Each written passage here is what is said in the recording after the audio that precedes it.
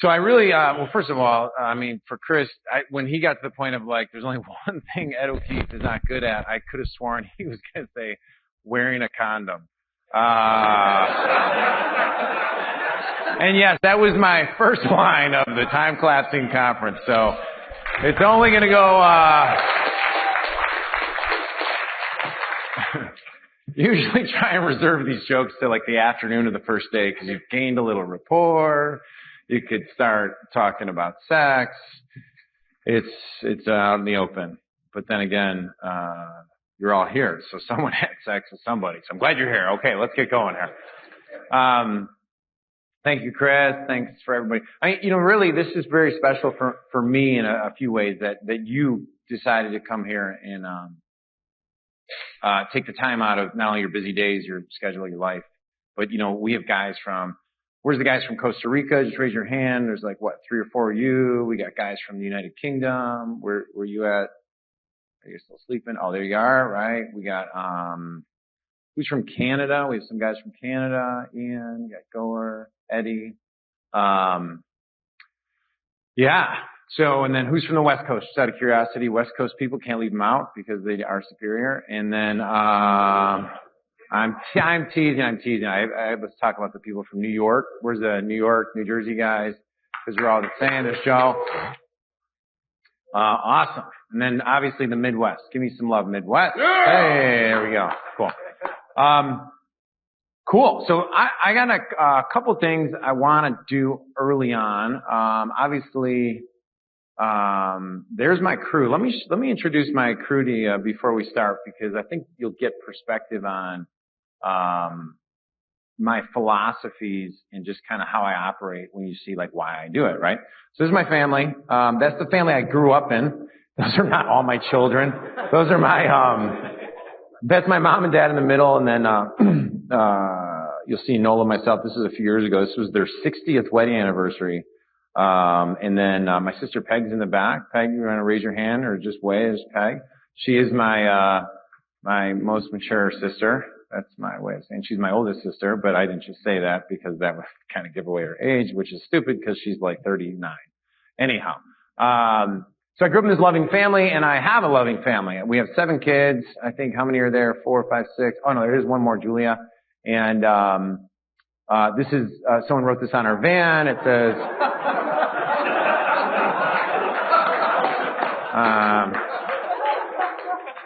I will address that in a moment.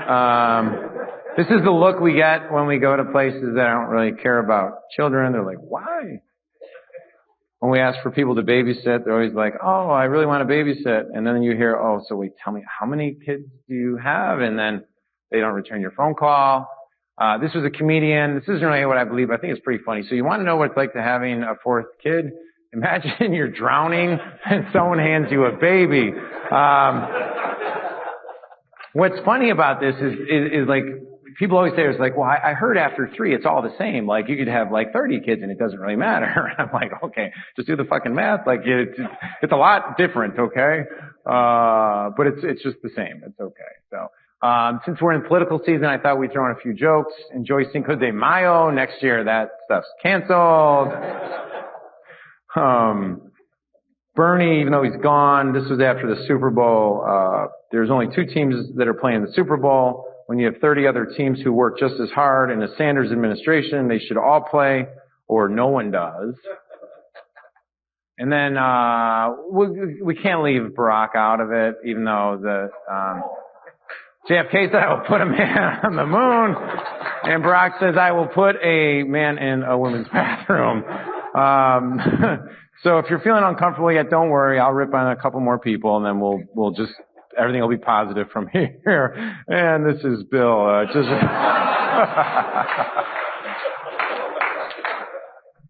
okay, that's enough. That's enough of that silliness, you guys. Okay, let's get back to work. So how many of you have never seen me speak before? Just out of curiosity. Okay. Okay, cool. So that's why these jokes are somewhat funny or irritating, one or the other. I usually say this point, just to give you full awareness that the best part of having 7 children and being happily married is that my wife and I, almost have sex every night, still. almost on Sunday, almost on Monday, almost on Tuesday. So there's my punchlines. I got you. So there we go. So everything that the framework that when we talk about with time collapsing is if you boil it all down, you just strip it all away and you're like, well, what is it? And I'll say a couple things. It's a set of principles, because principles never change, right? In a world where so many people are focused on content and tactics, and they're like flies, they keep just they're hitting up against the window and they try a new tactic, and it's just not getting them where they want to be. Time collapsing starts off fundamentally with principles, and we'll go in through those principles today that are followed up by processes. Internal processes, so the mind. Emotional processes, so how you manage your emotional states. Spiritual processes, and then actually followed by strategical ways of acting, living, and behaving that are followed by then tactics, right? And what I found is, well, I'll get into like what doesn't work. I found that like most people right now are so focused on tactics, and they wonder why life's not working for them. And so hopefully in the next day and a half, two and a half days, you get a good handle on some principles that work for you. Okay. It's not about Ed O'Keefe. It's not about me. Trust me on this. Like, this is about a process that is designed so that you can take it and do whatever you want with it. These principles work in anything. Athletics, relationships, business. We're in an entrepreneurial environment, so we'll talk more about the business end of it when we talk about application. But I've coached for 20 years. I played collegiate sports. I've been around athletes, and there's no difference. You know, you have a truth when it worked 20 years ago, it still works today, and it works in one environment, and then when you put it in another environment, it works there as well. That's a truth, right? And so if you boil that all down, it's like, well, what is it? It's the possibility of speeding success up, and whatever success is defined by you, right? So what I'd like to do, how many of you actually read the book at all? Like, just raise your hand. Okay. So how many, just keep your hand up if you're lying right now, just so I have a good,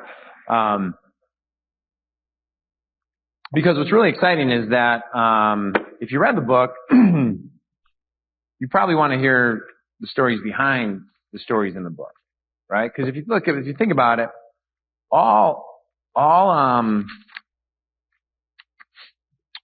books get edited down.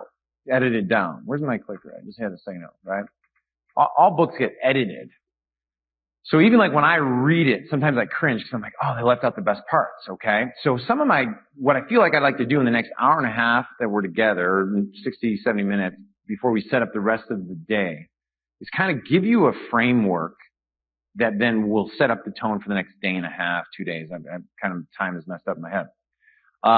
Because my belief is, John Tarr walks up to me. John's in the back. John's a brilliant marketer, brilliant high ticket. He sells like $5,000-$7,000 packages all day long. He's got a couple other businesses. But he said to me, he goes, I was looking for a time to leave the room and just work on stuff. He goes, but your lineup is totally stacked. And I'm like, you're right. My friends, everybody on this thing are my friends, and they are doing me a favor by being here, and they're doing you a favor. So if you see them, you spend time with them, please understand that I'm not paying any of these guys to be here, except one, but you'll get it why I pay him, because he charged me, I guess. The rest didn't charge me. So no, Jesse's the only one who got a fee. And so please understand that they came here for you, okay? And I want to take you back. So I grew up in a family of 13 kids, blue collar family, where my belief system growing up was that I was going to be an electrician, right? And to this day, I couldn't do anything with my hands. Like, I'm the most non-handy person in the world. My mom had always told me, like, well, eventually you're going to have to figure it out. And I was like, Mom, I never really could. I got lucky that I was able to play volleyball and go away to college, and I got a scholarship there. Started in nursing my nursing degree. And around my junior year, I stumbled across like Chicken Soup for the Soul. And I walked into my coach's coaching, like his office, and I saw on the top, it said Psychology of Winning by Dennis Waitley. Any of you remember Dennis Waitley? And then right next to it was Lead the Field by Earl Nightingale. And I was like, hey coach, can I borrow those? Well, he gave them to me, and two things happened that day. One, he never got those audio tapes back, to this day, 20 years later. And two, my life changed. Because it was the first time in my life that I actually heard the words that came out of the, radio that said you can literally create whatever world you want because you live in the best country in the world. And think about this back. This is 20-something years ago, and those tapes were probably in the 80s. And so America was like the free world where you can do it. Now, if you think about all of us, as you're going to see over the next few days, every, like, globalization, technology, social media, price decommoditization, e-commerce, info businesses, high tech. I mean, we have no limitations on what we're capable of doing, right? But this was back when I was, I was 21, 22, junior year in nursing. My grades went from A minuses to B pluses to like just flat out C's. I did not care about school anymore. I was done, like emotionally, mentally done with school. And I was like Napoleon Hill, Brian Tracy, I started writing goals. All these things just flooded into my life. And so at that time, so I ended up leaving college, coming home, and telling my mom and dad, like, look, I'm not going into nursing. I know I was the first person in our family to graduate, but I'm not going in nursing, which nobody got. Like, nobody understood. They were like, dude, do you understand? Like, you'd be a male nurse.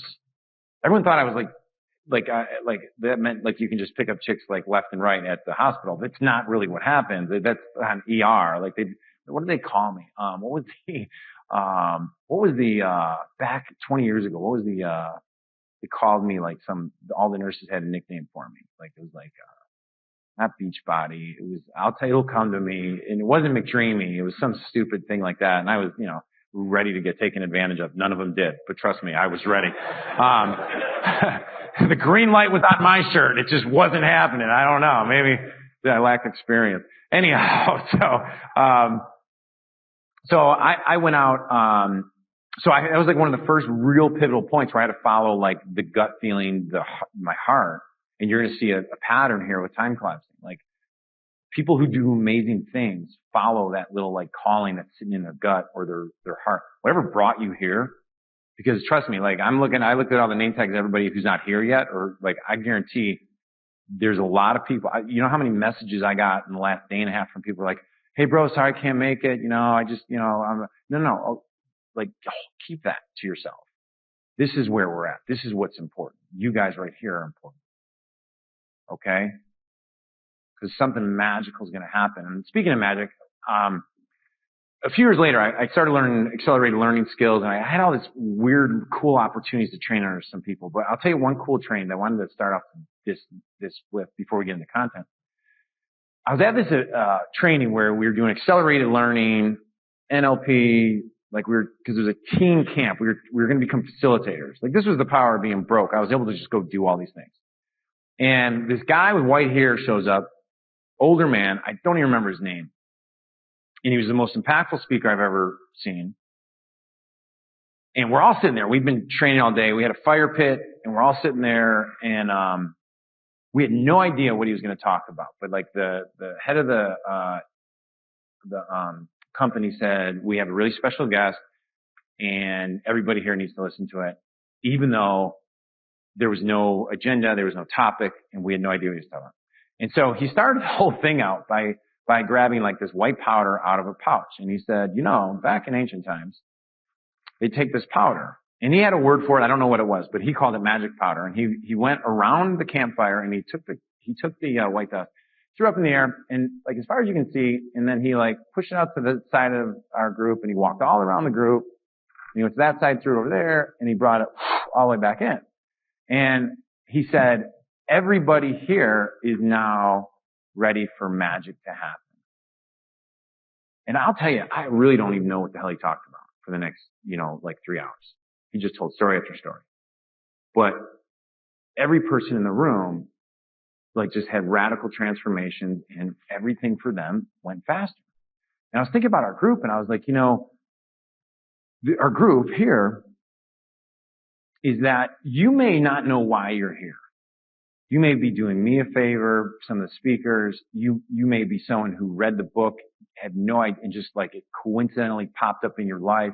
You may have been brought by somebody. And the easy thing for you is to be like, well, what am I going to get out of this? Like, what's in it for me? Like, but what I'd like to challenge you to think of is that there's somebody in this room who needs you here. Because at some point you're going to have interactions where you're going to give, and that person's life is going to be affected in some way. And so just kind of follow me on that. Be okay with magic to happen, coincidences to occur, and a breakthrough to happen. And today, the hard thing for you is almost going to be you want to grasp on the clarity so much that you're not allowing the process of confusion to take over a little bit. Okay? Talk a little bit about that in a second. But the first thing I'd like you to do is grab a pen, open up to the first page of your notebook. Doesn't matter where. If you're on a page, just keep it right there. Go to the white part of the thing. And the first question, the big question, is what outcome or insight or clarity would you need that, if it happened, would have the biggest positive impact on your life? So I'll say that again. And it should just come up. Like, what outcome, what impact or insight or clarity would you need to have the biggest positive impact in your life?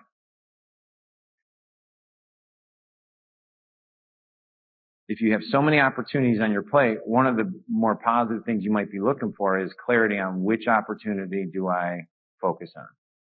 If you're good at multiple things and you're wondering how do you monetize it and make a living out of it, or you're making your living off something that on a scale of 1 to 10 is like a 5 passion, and your passion is still like is not making you the money yet, but you'd like permission to go down the passion path. Maybe this is the next few days where you get clarity on that, right? If you're wondering if you should grow a business a certain way, whether it's online, whether it's in stores, whether it's, through direct mail, are we in the right business? Are we doing things like, what might that be? Do we have a mic, by the way, ready to run if I ask for it? Okay. Cool.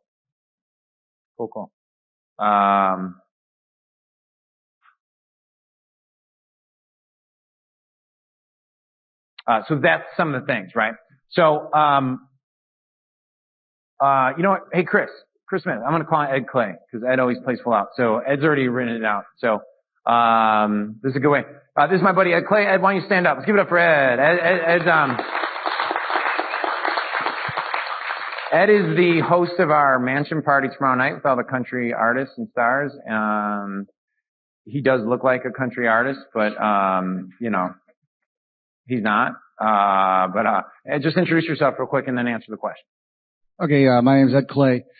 So what outcome or impact or insight would I need to have the most positive impact in my life?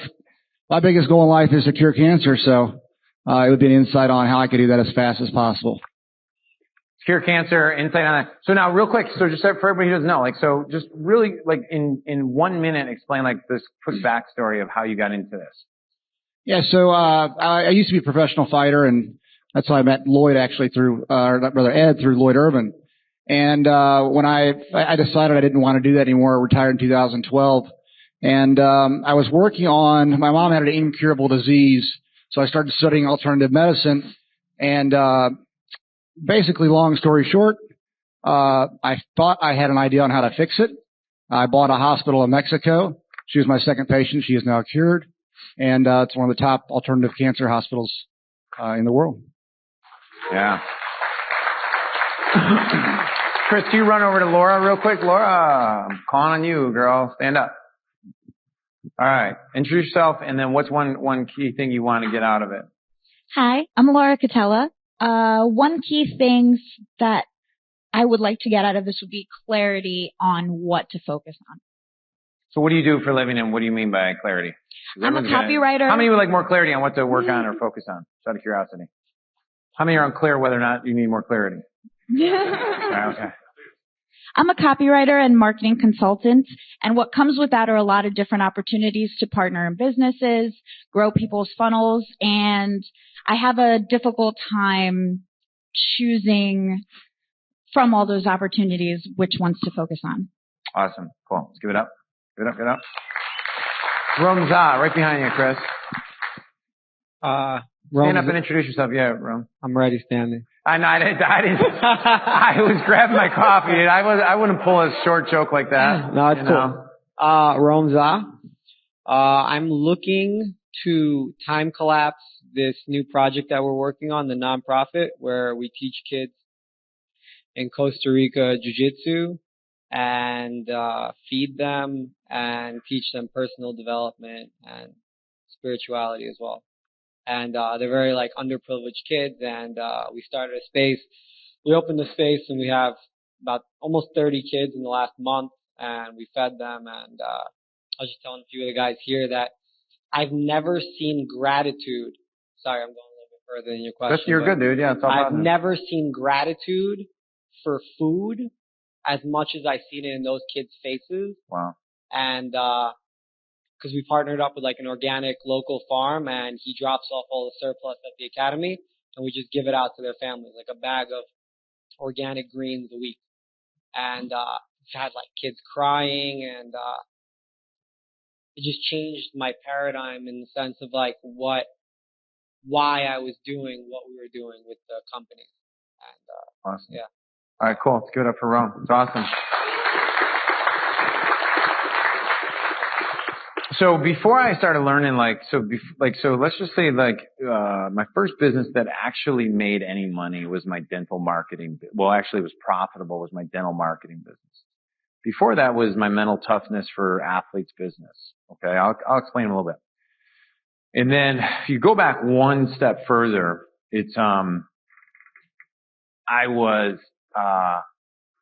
came out of school thinking I was going to be the next Tony Robbins. That's what I really thought I was, because I started listening to Tony, I listened to Jack Canfield. Do you guys know who Jack Canfield is? Author of Chicken Soup for the Soul, right? Well, Jack, like my big thing was I wanted to be a speaker, and he had this like 10-day event, facilitating skills seminar. And, my family was great enough. When you don't have money, you got to do what when you don't have money, you got to do what you need to do to either learn how to make money, or you need to like do what it takes to get the money, right? So I wrote a long, like 2-page essay, sent it into there, and I got a scholarship to go there. And then my family was kind enough at my graduation, they paid for me to go to Santa Barbara. So anyhow, my first experience with like personal growth and personal development, this was my first live experience ever, right? Live always trumps virtual. Even the guys who are watching a little bit on Facebook Live, like, you're just staring at the computer right now, guys. So Jack, like, we were there I was there, like, to learn how to be, like, a motivational speaker and all these things. And Jack did the whole, like, well, we got to clean all you guys out. Like, meaning we got to take all your past and lay it all on the table and clean it out, right? So I was, I didn't know any different. I was 23, so I was gaming. I was like, whatever, man, I'll do everything. We would sit knee to knee and say, I am scared, and you'd have to finish the sentence. I'm scared, and then you'd go to the next person, and then you'd say, I love, and then you'd do that. And it was very, old school cognitive therapy type model of change. In fact, one funny story on this was, one day, it was like the most intense day of the thing. It was like, you had a partner, and I was 23. Right out of college, so I was in pretty good shape. I had all my hair, everything was great, and my partner was like this 40-something-year-old blonde-haired woman, and we had to do this was about like total psychotherapy of beating the shit out of the chair in order to get all your anger and pains out. Like, so we line up and here's the chair and we're beating. And at that time, like the worst thing ever happened to me was the girl I was dating broke up with me. That was it, man. Well, this woman was like raging. And if you look at like, and I was her partner and Jack was like, you know, like if you look at the processing things, you go like denial, anger, bargaining, whatever, acceptance, and then you had to like love the person that you used to hate and stuff. So she went through this process. Well, you guys all know, like, you know, Pavlov's dog. Who's familiar with Pavlov's dog? Like ring the bell, salivate. Ring the bell, salivate. Dog salivates, right? When you ring the bell. Whatever you're staring at when thinking of something, you associate it to the thing you're thinking of. And so at the end of the whole beating the shit out of the chair, we had to like hug each other and she had to forgive me for all the things I had done. But even though I hadn't done anything, but this was part of the therapy, right? I'm like, oh, she's like, I love you. And I'm like, okay. And so later that night, I find myself walking down the beach with this nice woman. And next thing you know, we're rolling around on the sand, fully clothed. And the only reason we were still fully clothed was because Jack had one rule at the event. First day, he's like, there's going to be a lot of emotional things going on here. The one rule is you cannot have sex with any other attendees. And so I'm 23, rolling around on the beach with this woman, and all I'm thinking of is like, this is breaking the rule. This is breaking the rule. Oh my God. So anyhow, nothing happened there, thank God. And and my point of sharing this whole long story was, during the event, this is the point. There was a lead facilitator there who was kind of a savvy guy, really calm, and he seemed to be under control. When everyone else was losing their stuff, all this stuff. And I said to him, I'm like, well, what do you do? Like, what's your background, you know? And he said, oh, well, I'm a master trainer in NLP, neuro-linguistic programming. And I'm like, I've never heard that before in my life. What does that mean? And he said, well, I can help people have transformations without knowing all their content. And I was like, well, what does that mean? He's like, all this beating the chair up and all this, like, he's like, we don't need to do any of that stuff. Well, I don't know about you, but that grabbed my attention. Okay? Because I was like, you mean we could make changes for people rapid without having to do all this crazy stuff? And that stuff was a seed planted in my head. Now, the next night, Tim Perrin, have you guys heard me talk about Tim at all? He wrote the book Mastery, the new science and technology of personal improvement. This was written like literally late 80s or something like that, but it was the first guy. So he came and spoke that night. And he was, again, he showed up in like khaki pants, gym shoes, t-shirt, and had total control of the room. And he was the first guy that I had ever met that had a total integrative approach to success. So I read his book and I was like, in chapter 1, you see it in time collapsing. There's a lot of elements that stuck with me from this. He talks about how success 101, you learn positive thinking, you learn visualization, you learn to set goals, you learn all these things. He goes, but then you go to success like 101 implemented is you're taught to like just pound the pavement harder, hustle more, do the work, get it done. And he's like, this resonated with me. He said, there's a point where that no longer works because you burn out. The discipline thing of like, oh, I just got to keep doing it.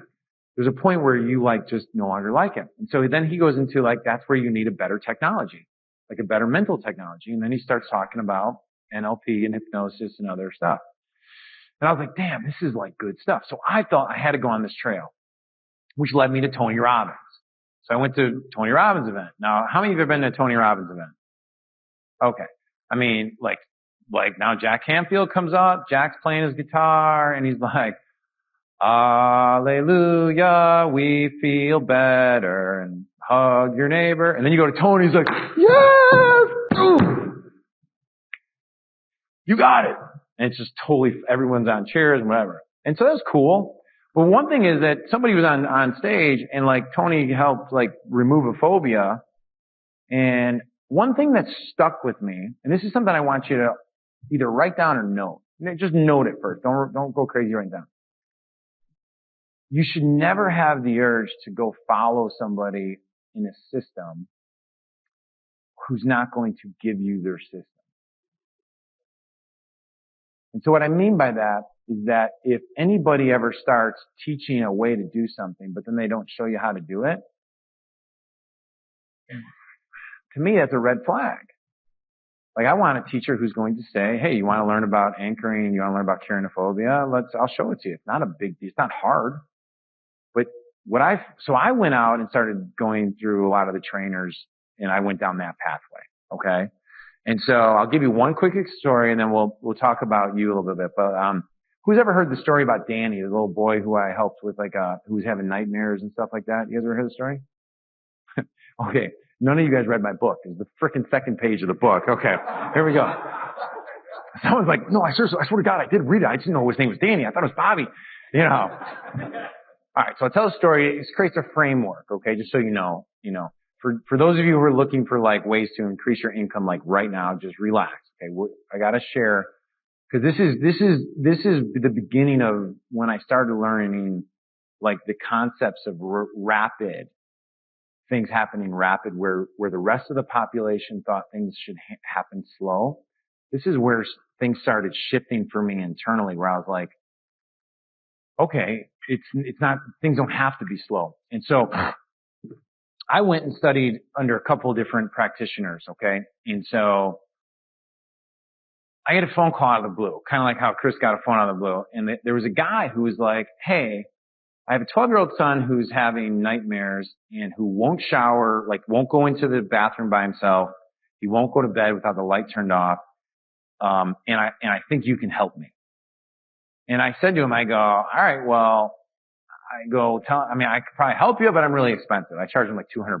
It was back when I was like reading Dan Kennedy stuff, and you're supposed to act like I'm going to take away sell my way to being awesome. But the guy lived by my sister's house, so I said, cool, I'll drive over. So I drive over. Now, this is the coolest thing ever. Coolest thing ever, guys, because this kid had been seeing a therapist for 1 year.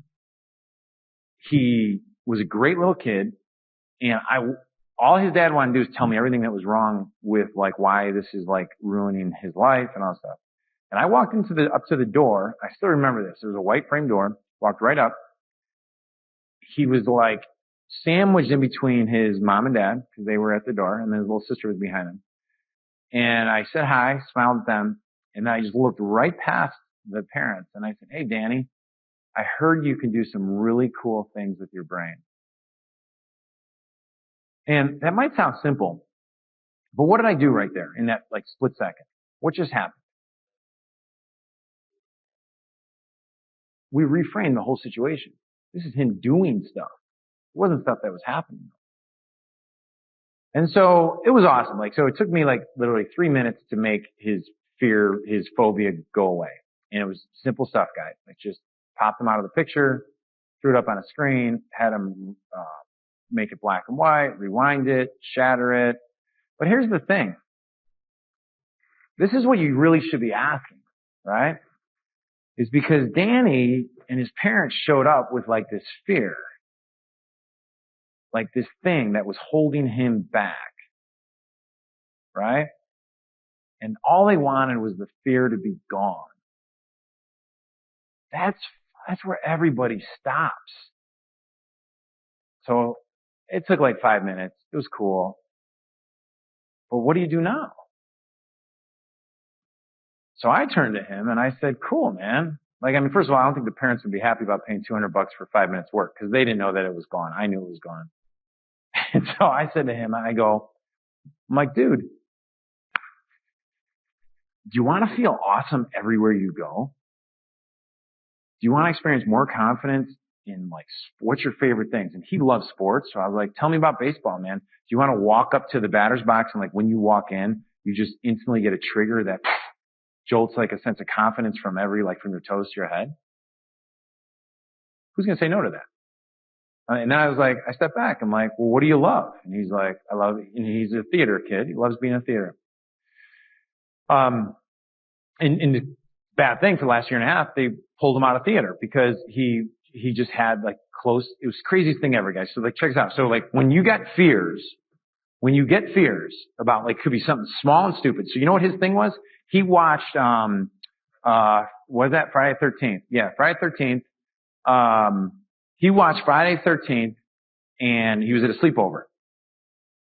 So think about that. How many scary scenes are in Friday? Think about this. So I was thinking about this, Stephen, share this story. How many scary scenes are actually in Friday? Like actual scary scenes are probably in the movie out of a 2-hour film. Let's say an hour and a half. Like it's probably what? 5, 7. It's all the anticipation up to the scary scene, right? That makes scary movie good. So there's not a lot. So think about it. Those moments is what just went in depth into his head. And then he took that fear, stuck it in his bathroom, stuck it in his closet, stuck it in his bedroom, stuck it in the theater behind the thing. He couldn't, so the thing was, I didn't tell you this, but like, the thing was, he couldn't go behind the black curtain and wait. Freaked him the hell out. Right? So my job was to go, hey bro, like cool, we just eliminated it, we just erased it, but guess what's gonna happen? If we don't install something better to pop out so you move in a new direction, you know what you're gonna have? You're gonna have all your friends come up there, your parents going to be like, how's that thing going? How's that, like they're gonna reinstall the fear back in you. Cause this is the society we live in. We focus on the most emotional charged thing and just keep pounding it, right? So I went to him and I want to ask you a couple questions real quick. What is one thing that in the last 12 months you absolutely kicked ass in? That when you think of it, you're like, it should well up like a bolt of like confidence from your gut up to your chest, to your heart, and it should just fire you up. Like what is the one thing? And if you don't have one like that, I think that's one more thing that indicates you're not pushing your boundaries and because I guarantee the thing that you're going to say, this is what we kicked butt on or we just totally destroyed that creates so much confidence is something that you set a target that stretched you to make you feel uncomfortable and scary. So like before I did Kokoro Camp, I'll tell you a quick little story on this. When I trained for Kokoro Camp, it's the 51-hour hell week thing. We talked a little about it. So I don't want to go into that. But I'll tell you one thing. The day before Kokoro Camp, I fly in, I say goodbye to my kids. I train really, really hard. But you have no idea what you're about to go walk into. None. I had lunch with Eddie. I think I saw Jimmy the day before. Drew Kossoff had the therapy room ready for, Drew Canoli had he told me he's going to have the compression pants, which he then gave to you, I think, Jamel, and he's like, we're going to have all this stuff waiting for you. But anyhow, here's the deal. This is what's so cool about this. This is so cool that it scared the hell out of me, but it was so cool. The day before the event, where at a point you're going to take your phone, turn it off, boom. Say goodbye to your loved ones, say love you, blah, blah, blah. I can't talk to you for over 50 hours. Then you're going to take all your stuff off. And then at that point you go out and it's game time, right? But here was what the coolest thing was. The day before, you are all alone, sitting by yourself in a crappy motel room with really nothing to do and nowhere to go, alone with your thoughts. And that space of negotiation with yourself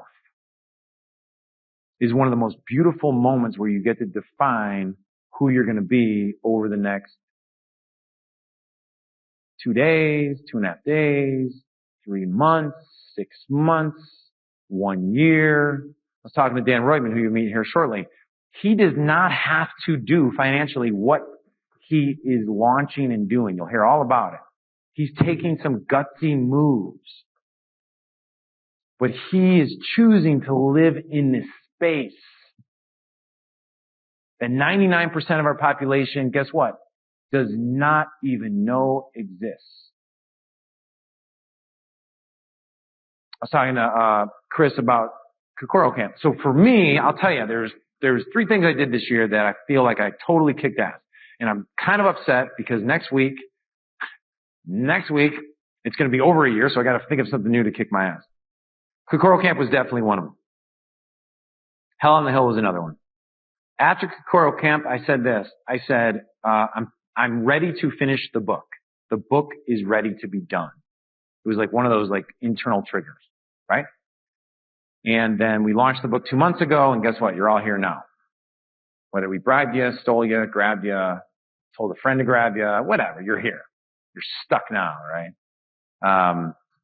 But so that's the space. So when we come all the way to here, what I would like to challenge you to ask yourself is, am I living in this space where only magic and greatness can happen, that I have to grind it out in some ways, or imagine a world for myself that I have not asked myself for? Like, are we living bigger? Are we thinking bigger? And so what I had to do with Danny really quickly was I just had to get him to reassociate to when kids are easy to do this with, right? I mean, like I got a text from my son the other night, like he was watching, I don't know, who's the guy who just left, what's that one, basketball team to go to Golden State? Kevin Durant, right? And if you look at the images, right, on imagegoogles.com, because that's where all the great quotes are, he's the one who says like, is Lloyd here yet? Lloyd Irvin? No, he's not here yet. We're going to have to give him a hard time. We should be like, Lloyd, tell him he was mentioned like 8 times in the first talk and he wasn't here, so he's not going to be mentioned the rest of the event. But he has on his fighter's thing, like, hard work always beats talent when talent refuses to work hard, right? My son texted me that. He was only 11 years old. 11 years old. He actually turns 11 this Thursday. You'll meet him tomorrow. But kids are easy to install this kind of silliness into, like, oh, this is us. We can go, we pretend like we're better than we are. We are superpowers, right? And so what is something I kicked ass at? The other thing I asked him is I wanted him to be, what is something that you love doing? So, I mean, if you want to write a note on that, I don't care. Like, this is me jogging your thoughts here. What is something you love doing? And then the third one is, what is something you are absolutely proud of? With kids, you kind of gotta pull this out of them a little bit. You gotta work them up. Like, well, tell me something you're good at. What's something you're, proud of? What do you mean proud of? Like, so you gotta, what's something you're proud of? And then, so I read this up, man. We did this with Danny where I got, for 30, 40 minutes, man, we just kept taking this 3 feelings. And I asked him the question. I was like, well, where in your body does the confidence begin? It's a weird question, isn't it? Where in your body does it begin? I don't know. Why don't you ask yourself that? Where does my confidence start? Like for me, it starts right below my belly button, and then it comes up. Everybody's a little different. But what's really cool is that if you let it expand, your shoulders pop back, your breath work comes in, and you all of a sudden, guess what happens? Just like that, you feel confident. So what I did for him is a simple thing. We just call it it's a propulsion system. All you do is like when he thinks about the thing that used to bother him, he's off to the races going in this direction. Right? And so what I'd like to challenge you with is that a lot of training nowadays focuses so much on non-operator mentality. So very tactical in the trenches thing. And I'll tell you, man, do we really need another way? Do you not believe that there's enough ways to like Dan's going to show a system. Roland has a system. Vinny's got a system. John's got a system. Who else am I missing that's speaking this weekend? Ed's got a system. Zeke's got a system. Nate's got a system. Stefan's got a system. There are proven systems in this room that already work, correct? Would you agree with that? 100%. Zero question. And so the real thing, my job, I believe, is to make sure the operator of the model in the system, which is you, is fine-tuned, ready to rock and roll. Make sense? All right, cool. So we're going to do on page 4, principle number 1 is there's always a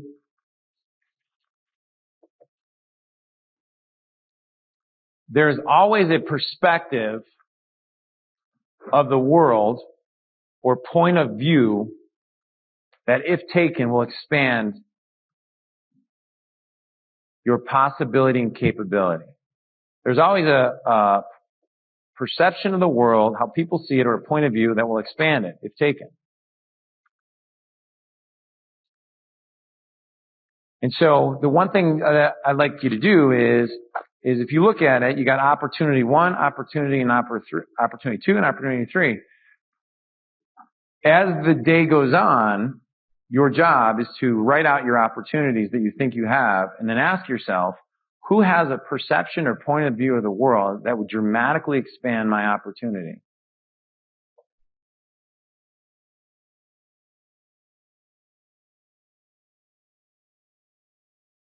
You with me? Go to the next page. Number 5. Principle number 2, emotional power and mental mastery always supersedes content, tactics, and even strategy.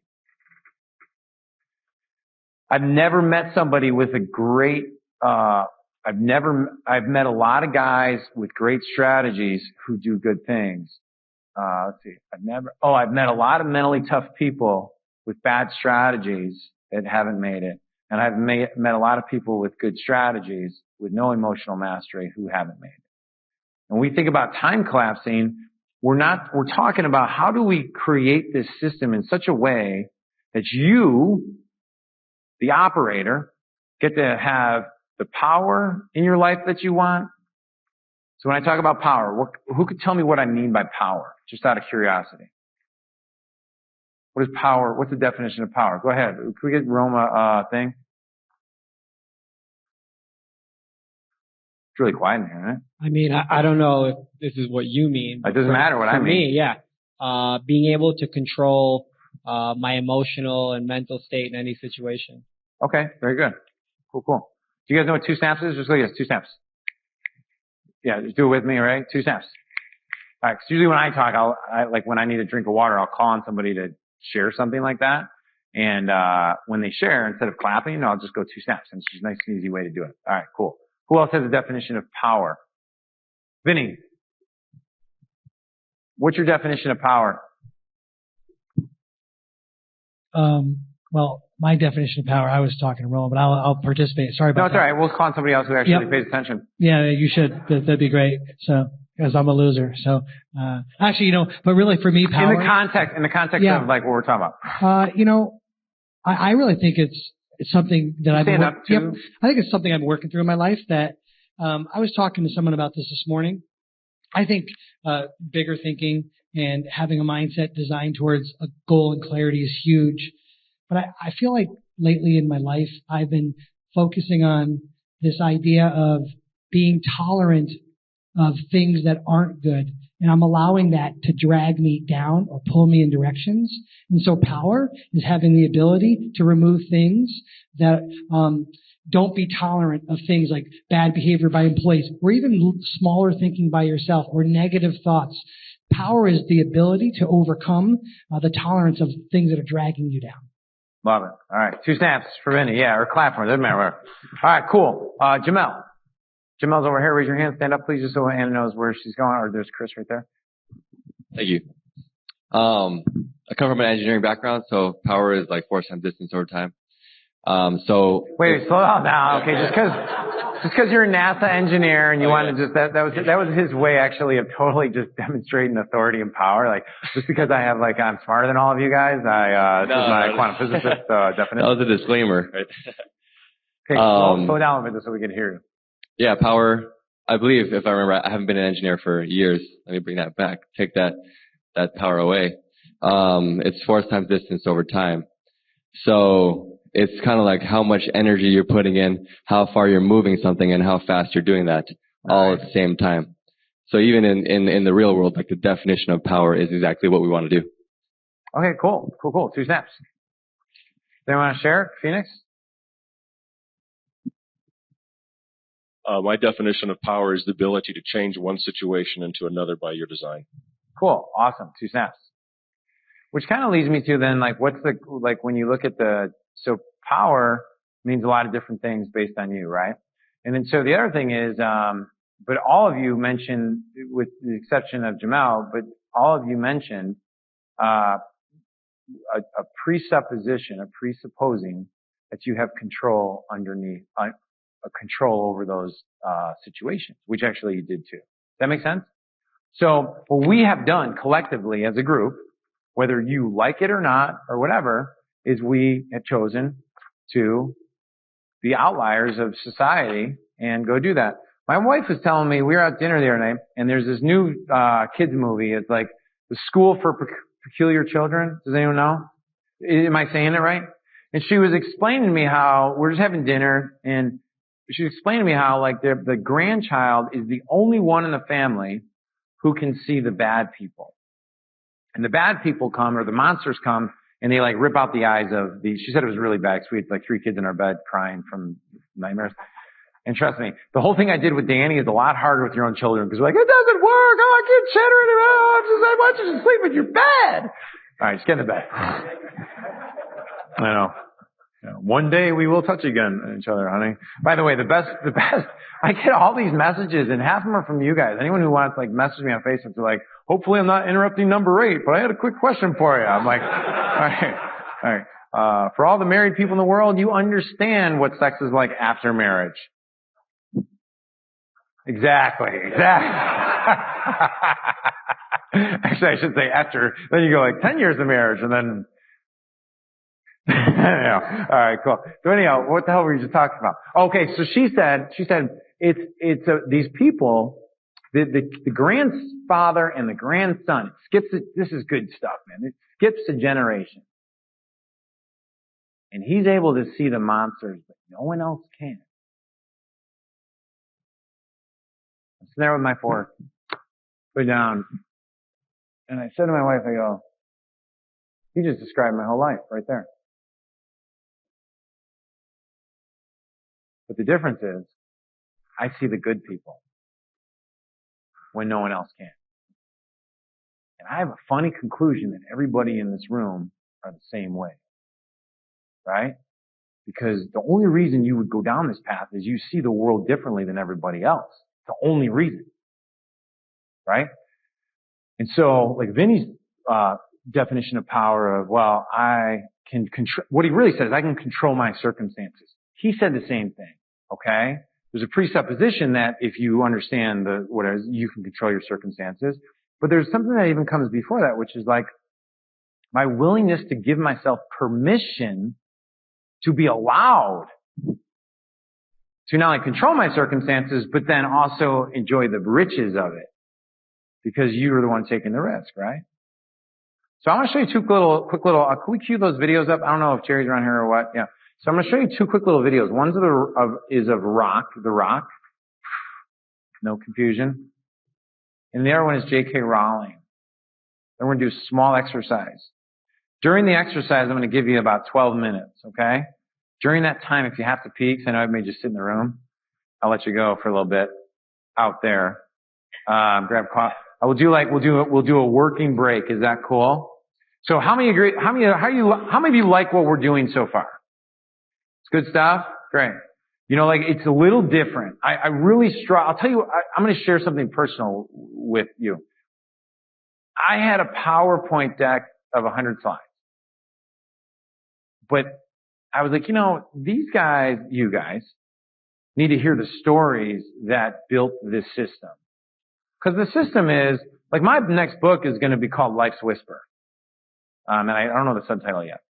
But I had to write this book because this is the book that if I got hit by a car, I hate saying stupid things like that. But my kids now have my roadmap for like conquering and creating. The next books are not going to be about conquering and creating.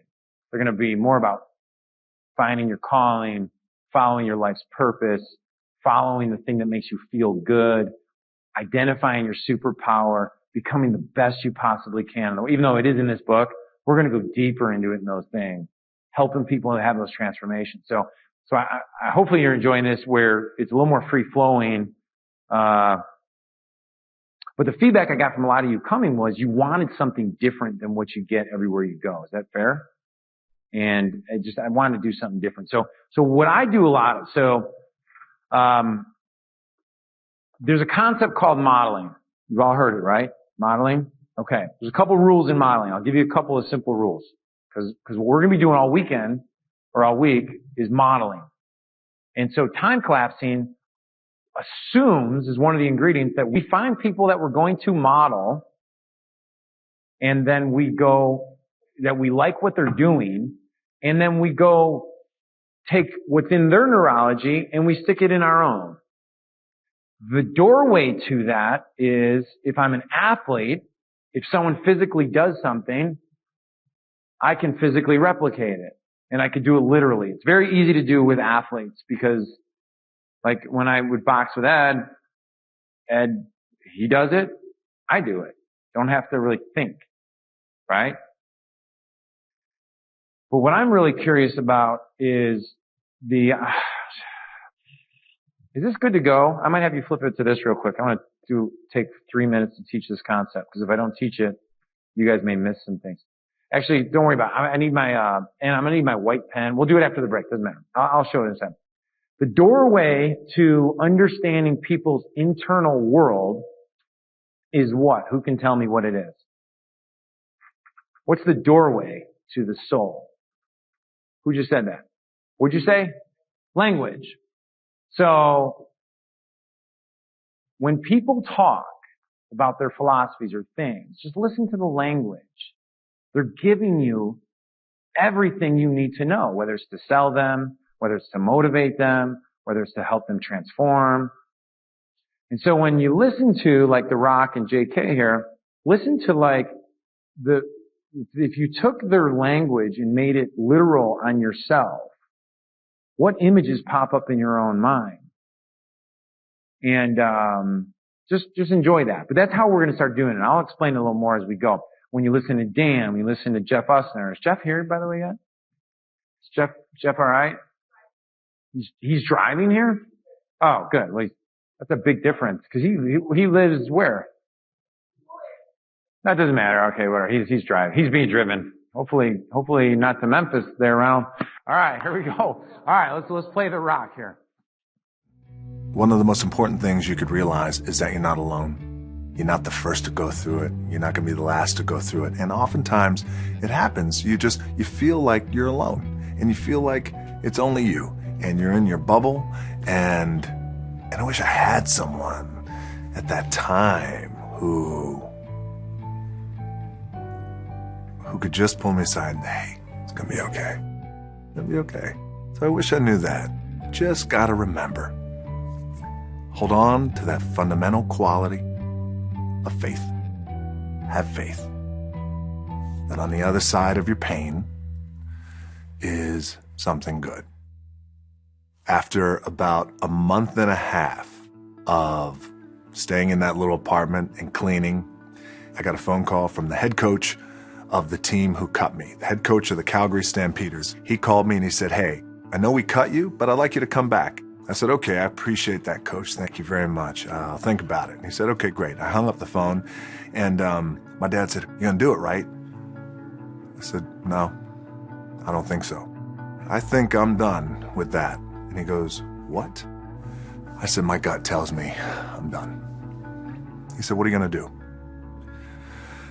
I took a deep breath. I said, I'd like to get into the business. He said, what business? I said, the wrestling business. He says, you are throwing it all away. It is the worst mistake you will ever make. He said, you're ruining your career. I said, maybe I'll be no good. But I feel like in my heart I have to do this. And I either need you to train me or need you to not train me. My dad rose to the occasion. He said, I'll train you. And it wound up being one of the greatest chapters in my life. That's good. And then, so you pause it, go to the next video that's on the other tab. So think about the language there. Like he said, so this is how my brain works. When I hear him say, I'm done. And he said, my gut is telling me that I'd like to, and then finish that sentence in your own head. And think about the key areas of your life that you'd like to make a pivot point. Like, what is your gut telling you, and how would you finish that sentence? Because as you're thinking of that, what most of us do is we have a circle, right? We'll talk about relationships here this afternoon. We have a circle of people around us, consciously or unconsciously, that help either validate that I'd like to or negate it. And here's the deal. Your best friend cannot tell what's in your mind and in your heart and in your soul. They could, they could guide you. They could counter if that's the relationship, but only you can see this. Only you can fill out that thing. So let's go to the next thing, because this one here then goes, because if you don't do it, you're never going to be able to create like what this lady did. I mean, let's say none of us ever do this. But the place, what I'm curious about when you see J.K. Rowling sold over 450 million books, right? What I'm always curious about, what did they tap into, right, that's sitting there? So the only way I could either figure it out is what behavioral patterns are they doing or what mental processes did they run, right? So let's check out her story briefly here. This is her on Oprah. I obviously like Oprah, you can tell. While her young daughter slept by her side. But isn't it interesting that in the first book, when Harry is being dropped off at his uncle's, it is predicted. One day, every child in the world will know his name. One day, every child in the world will know his name. Well, the screenwriter... So didn't you know? No. Was there part of you subconsciously that knew? Yes. I remember once, and it was like, well, I'm going to call it a flash of clairvoyance now. Obviously, if it hadn't come true, it would just be some random crazy thought I'd had. But I do remember one day, writing Philosopher's Stone, I was walking away from the cafe where I'd been working. Philosopher's Stone, which became Sorcerer's Stone, exactly. So that's the first novel. Mm-hmm. And I had this moment where I suddenly thought, it was like another voice speaking to me, and the voice said, the difficult thing's going to be to get published. If it's published, it will be huge. Wow. And that is exactly what it was. So there was some hint that the voice had said to you. Well, the thing is, you've got to believe, haven't you? Yes. You know, I was not the world's most secure person. I wasn't someone with an enormous amount of... In fact, I'd say I was someone with not much self-belief at all. And yet in this one thing in my life, I believed. That was the one thing in my life. I felt I can tell a story. Is it true that it just, and you know, I've heard... The legend is that the story just entered your head while on a train. That's true. That is true. I had been writing all I ever wanted to do from the age at which you understand that books are written. They don't just spontaneously grow up out of the ground. Which for you was about 6? Yeah, 5 or 6. That's all I ever wanted to be. Was a writer? Yeah, I wrote compulsively all through my late teens, into my 20s, but I'd never really found the right thing, you know. And then I was on a train. I was 25. And it came, and what came was, boy doesn't know he's a wizard, goes to wizarding school. Bang, bang, bang. And then that was it, and that was like touch paper. And I was on this delayed train going from Manchester to London, and my head was just flooding with what's at this wizard school. There are 4 houses, there are ghosts, there are house ghosts. What do they teach? What subjects do they learn? Who are the teachers? And I had no pen. But that was it. That was it. I don't think I had ever felt so excited. I thought I'd love to write that. I'd never thought about writing for children. I'd never thought about aiming anything at that age group. And yet it was the thing that I was meant to write, you know, because I've always been fascinated by folklore. I love a kooky word. I know. That's good, guys. You can pause it and turn the lights back up. So listen to the language patterns there, right? So she talks about how she had a voice talking to her, and then how her whole life, check this out, her whole life, she knew she was meant to write, but she never thought she'd ever write a children's book.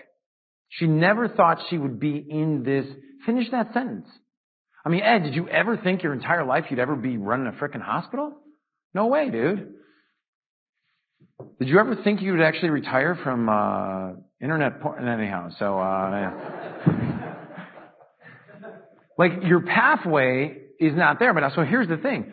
In the book, time collapsing. The third chapter is about friction. Okay, we're not going to go into it here today that much, but friction is because all of us came here with momentum, whether you feel it or not or know it or not. So every story that I shared with you about my timeline led me to the points in my life that made it possible to have the fast peaks of success, followed by more rocky stuff and peaks of success. It all added up. It all was there. It was all part of the directional pull, correct? So my first thing here today, as we get ready to, we're going to take a break here in a minute, but like, if the voice came to you and said, this is what you were meant to do, and it's talking to you, the question I have is, are you open to it, and are you leaving room in your life to go create it? That's a good one, right? Are we leaving room? So on my way down here, my phone like buzzed. I looked down at it, and it said $15 because you've exceeded the usage amount. And I kind of chuckled. And I thought, isn't that funny? Can you imagine if we were actually taxed, literally, every time we overcommit or overdo or overrun ourselves? Right? And I actually was going to say earlier, but you guys have all been nice to not be on your phones the whole time I'm talking, is that by not being present, you're actually being taxed because you're missing out on what's about happening right in front of you. So, check this out. We got one little exercise. You're going to love it. So, these are a couple of things here, but this is one of my favorite exercises. It's called the freedom question process. Now, when people say like, well, Ed, how do I begin? Because my question is like, well, how do you begin thinking bigger and thinking differently? And one of the things that I realized by listening to these interviews and being around the people, and you'll see it today with some of our guest speakers and tomorrow with some of our speakers, is they ask the question like, you just say this phrase, wouldn't it be great if ... And you just start filling in the void off that. Wouldn't it be great if my business was throwing off X amount of dollars every month on autopilot? Wouldn't it be great if the exact people who would be perfect for my team to help me operate, to fall in love with our mission, our vision, came into my life and helped execute on the stuff? Like what the guys are doing at Organifi, I mean, Jamal, Cherie, they're with Drew Canoli's team. I mean, like Drew, I love Drew, but Drew would not be able to run and operate what he's created or what they've created. That's the right term, and we'll have them talking a little bit later. What Vinny's done at Fully Accountable and Total CEO, I mean, Rachel's out in the hallway, I think, and like building the team, right? The right team members. Wouldn't it be great if I was able to have insert the physical fitness level that you want, right?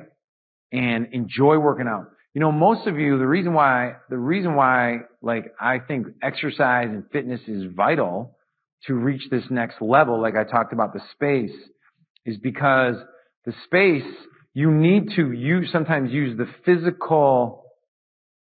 The physical is one of the easiest doorways to go into this space, right?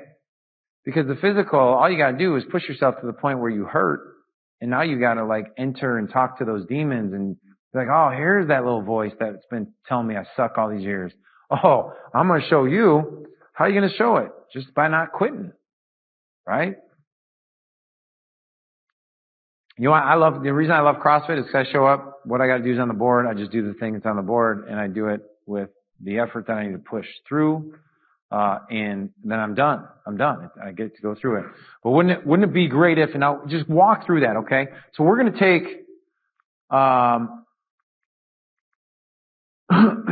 we're going to take 10 minutes right now. So the music man's going to turn on some music. 10 minutes are going to happen.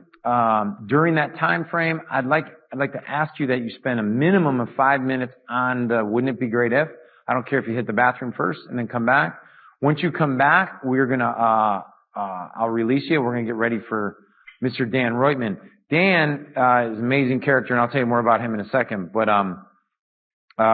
is there any questions about this exercise? Yeah, sorry, bud. I got a little excited. Sometimes I start getting a little excited.